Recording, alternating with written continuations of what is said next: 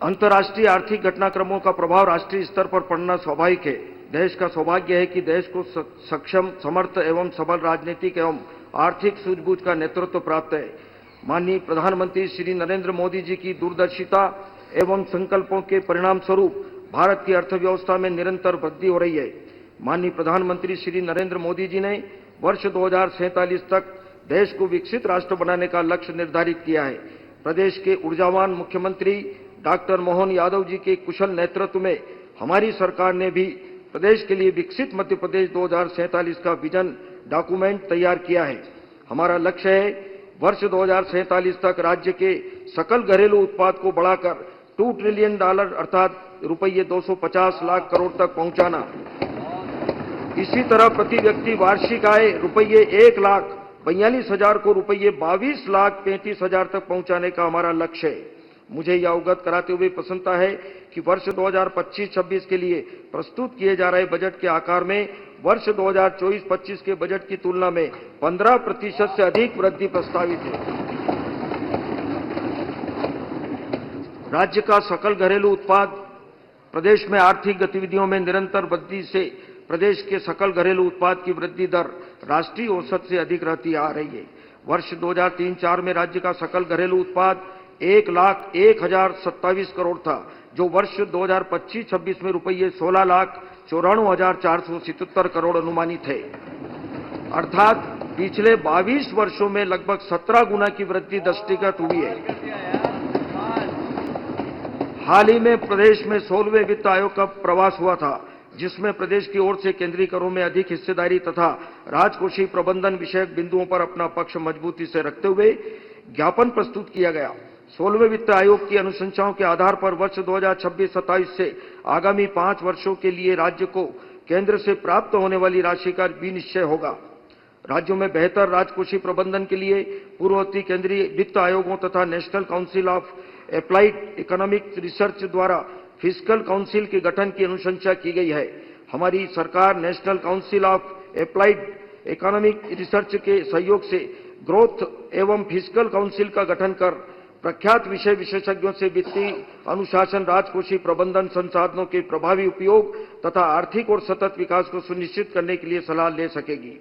प्रदेश में निवेश तथा औद्योगिकरण हमारी सरकार ने वर्ष 2025-26 को उद्योग और रोजगार वर्ष के रूप में मनाने का निर्णय लिया है। हमारी सरकार प्रदेश के बहुमुखी विकास के लिए उपलब्ध संसाधनों का इष्टतम निवेश आयोजित जिसमें 3 निवेश करती आ रही है। इसके परिणाम निकट भविष्य में और अधिक स्पष्ट व प्रभावी रूप से परिलक्षित होने लगेंगे। हमारे प्रदेश की अर्थव्यवस्था कृषि आधारित है एवं विगत वर्षों में कृषि क्षेत्र की विकास दर राष्ट्रीय औसत से अधिक रही है। कृषि की तुलना में अर्थव्यवस्था के अन्य 2 मुख्य क्षेत्रों उद्योग तथा सेवा की क्षेत्र की विकास दर धीमी रही है। हमारी सरकार विकास के तीनों क्षेत्रों में संतुलन रखते हुए प्रतिबद्धता के साथ आगे बढ़ रही है।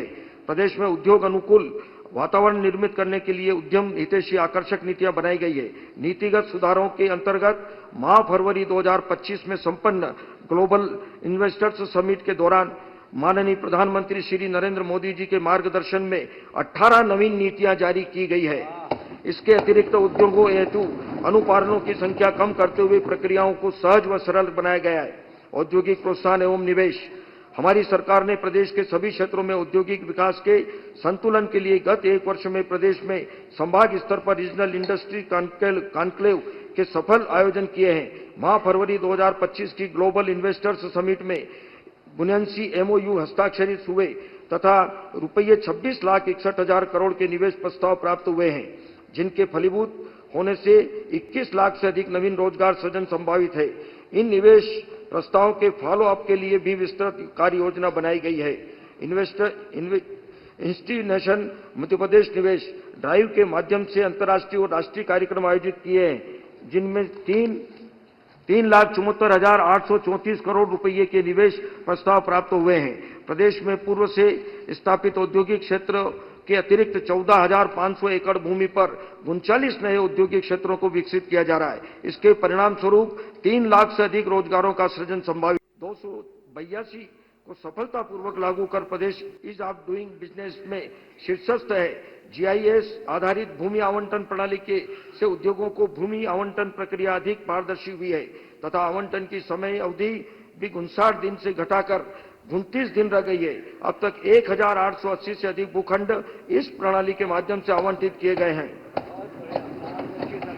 प्रदेश के प्रत्येक जिले में के परंपरागत कौशल को पहचान तथा अंतर्राष्ट्रीय स्तर पर व्यावसायिक स्वरूप दिया जाना हमारी सरकार की प्रतिबद्धता है, जिसका प्रमाण एक जिला एक उत्पाद है। इनमें प्रमुख है अशोकनगर जिले का चंदेरी हैंडलूम, धार का बाघ प्रिंट, बालाघाट का चिनोर चावल, रतलाम का रतलामी नमकीन एवं सीहोर के लकड़ी के खिलौने। यह गर्व का विषय है कि हमारे प्रदेश के 19 उत्पादों जैसे चंदेरी, महेश्वर और वारा सिवनी साड़ी, बटीक एवं बाघ प्रिंट, रतलामी सेव, मुरैना गजक, शरबती गेहूं, गौंड चित्रकला को भौगोलिक संकेतक जीआई टैग प्राप्त है।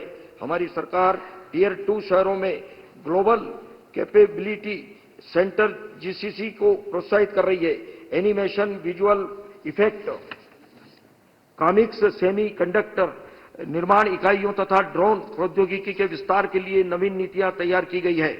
मुख्यमंत्री उद्यम क्रांति योजना के अंतर्गत इस वर्ष 5,675 लाभार्थियों को लगभग रुपये 378 करोड़ का ऋण प्रदान किया गया। हमारी सरकार ने स्टार्टअप नीति 2025 लागू की है, जिसके अंतर्गत 10,000 स्टार्टअप स्थापित होने की संभावना है। उद्योगों की स्थापना एवं विस्तार के लिए विभिन्न प्रोत्साहन नीतियों के अंतर्गत इंसेंटिव दिए जाने का प्रावधान है, जिसका सकारात्मक प्रभाव रोजगार सृजन तथा राज्य के सकल घरेलू उत्पाद पर पड़ता है। आगामी 5 वर्षों में उद्योगों को लगभग 30,000 करोड़ के इंसेंटिव दिए जाना संभावित है। इस वर्ष उद्योगों को दिए जाने वाले इंसेंटिव हेतु रुपये 3,250 करोड़ का प्रावधान प्रस्तावित है, जो गत वर्ष से रुपये 551 करोड़ अधिक है। प्रदेश के बुनकरों एवं शिल्पियों को प्राचीन उत्कृष्ट बुनाई कला की सुप्रसिद्ध परंपरा को संरक्षित एवं समृद्ध करने, बुनकरों एवं शिल्पियों को सतत रोजगार उपलब्ध कराने, नए लोगों को हथकरघा एवं हस्तशिल्प उद्योग से जोड़ने तथा उनके सामाजिक एवं आर्थिक उत्थान का कार्य किया जा रहा है। गरीब कल्याण, माननीय मुख्यमंत्री डॉक्टर मोहन यादव जी के ऊर्जामय नेतृत्व में हमारी सरकार का 1 वर्ष पूरा होने पर दिनांक 17 दिसंबर 2024 से 26 दिसंबर 2024 की अवधि में जन कल्याण पर्व के रूप में संपूर्ण प्रदेश में मनाया गया। हमारी सरकार काम लगातार, फैसले असरदार की प्रबल इच्छा शक्ति के साथ प्रदेश के विकास में अपना सर्वश्रेष्ठ देने का प्रयास कर रही है। महोदय, हम प्रदेश के अंतिम व्यक्ति तक विकास व कल्याणकारी योजनाओं को पहुंचाने के सतत प्रयास करते आ रही हैं। संभव है कि ये प्रयास पूर्व में स्वाति बूंद की तरह रहे हों, परंतु हमारी सरकार में वही बूंद अब समुद्र का आकार ले चुकी है। सुशासन की दिशा में कदम बढ़ाते हुए हमारी सरकार ने निर्णय लिया कि माननीय मुख्यमंत्री जी की अध्यक्षता में प्रत्येक जिले में जिला विकास सलाहकार समिति का गठन किया जाएगा। समिति में जिले के प्रभारी मंत्री, उपाध्यक्ष तथा समाज के विभिन्न अंगों एवं संस्थाओं के प्रतिनिधि सदस्य होंगे। यह समिति जिले की विकास योजना का रोड मैप तैयार करने तथा दिशा दर्शन का कार्य करेगी। हमारा प्रदेश जनजाति बहुल प्रदेश है, इसलिए हमारी सरकार का सतत प्रयास है कि जनजाति समुदाय अपनी भाषा, साहित्य, संस्कृति, उत्सव एवं परंपराओं को संरक्षित रखते हुए प्रदेश की विकास यात्रा में महत्वपूर्ण भागीदार बने। हमारी सरकार जनजाति वर्ग के प्रतिभावान विद्यार्थियों के भविष्य को और भी बेहतर बनाने हेतु संकल्पित है। इस उद्देश्य से विद्यार्थियों को महत्वपूर्ण प्रतियोगी परीक्षाओं हेतु श्रेष्ठ कोचिंग सुविधा उपलब्ध कराई जा रही है। आकांक्षा योजना के अंतर्गत वर्ष 2025-26 में रुपये 20 करोड़ 52 लाख का प्रावधान प्रस्तावित है। जनजाति वर्ग के विद्यार्थियों के लिए प्रदेश में लगभग 23,000 प्राथमिक शालाएं, 6,800 माध्यमिक शालाएं, 1,100 हाई स्कूल, 900 उच्चतर माध्यमिक विद्यालय, 1,078 आश्रम, 1,032 सीनियर छात्रावास, 210 उत्कृष्ट सीनियर छात्रावास, 197 जूनियर छात्रावास, 154 महाविद्यालय छात्रावास, 63 एकलव्य आदर्श आवासीय विद्यालय, 81 कन्या शिक्षा परिसर एवं 8 आदर्श आवासीय विद्यालय संचालित हैं। छात्रावासों में 1,50,000 से अधिक विद्यार्थी निवासरत हैं। इसके अतिरिक्त आवास भत्ता योजना अंतर्गत रुपये 1,000 से 2,000 प्रति माह की दर से छात्रों को आवास भत्ता दिया जाता है। इस योजना में 1 लाख से अधिक विद्यार्थियों को लाभान्वित किया गया है। जनजाति वर्ग के लगभग 1,92,000 विद्यार्थियों को पोस्ट मैट्रिक छात्रवृत्ति योजना अंतर्गत वर्ष 2024-25 में अब तक रुपये 348 करोड़ का भुगतान किया गया है। जनजाति क्षेत्र के विद्यालयों हेतु उच्च माध्यमिक शिक्षक तथा प्राथमिक शिक्षक संवर्ग में 16,475 पदों पर भर्ती की गई है। जनजाति वर्ग के विद्यार्थियों को विदेश अध्ययन छात्रवृत्ति योजना अंतर्गत 50 विद्यार्थियों को लाभान्वित करने का लक्ष्य है। विशेष पिछड़ी जनजाति वर्ग के बेगा, भारिया एवं सहरिया परिवारों को कुपोषण से मुक्ति दिलाए जाने हेतु आहार अनुदान योजना में परिवार की महिला मुखिया के बैंक खाते में प्रतिमाह रुपये 1,500 दिए जा रहे हैं, जिससे 2,20,000 से अधिक महिलाएं लाभान्वित हो रही है।